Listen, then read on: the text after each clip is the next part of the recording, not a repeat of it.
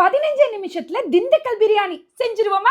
அட உண்மைதாங்க. வீட்ல இருக்க மினிமல் ப்ராடக்ட்ஸை வச்சு 15 மினிட்ஸ்ல டேஸ்டியான திண்டுக்கல் பிரியாணி. உங்களுக்கு வெங்காயம் எல்லாம் ரொம்ப பிடிக்கும்னு சொன்னா வெங்காயத்தை போட்டு நல்லா தாளிச்சிருங்க. அதுக்கு பிறகு சிக்கனை மேரினேட் பண்ணி அதே மதுக்குல போட்டு மூடி விட்டுருங்க. அதுக்கப்புறம் தான் மெயினான ஹீரோவே வர கச்சோட ஆல் இன்க்ளூசிவ் பிரியாணி பேஸ்ட். இதுலயே ரைஸும் வந்துரும், மசாலாவும் வந்துரும். அந்த பேக்கெட்டை உடைச்சு இதுக்குள்ள போட்டு நல்லா கிளறிட்டு கொஞ்சம் தண்ணியையும் விட்டு மூடி வச்சிருங்க.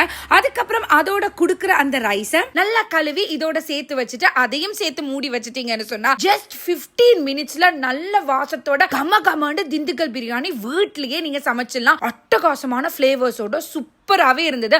ரெஸ்டாரண்ட் பிரியாணி எல்லாமே தோக்குற மாதிரி catch Dindigul biryani all inclusive paste போட்டு சமைச்சிங்கன்னு சொன்னா அட்டகாசமா இருக்கும். வாசம் வேற லெவலில் இருக்குப்பா.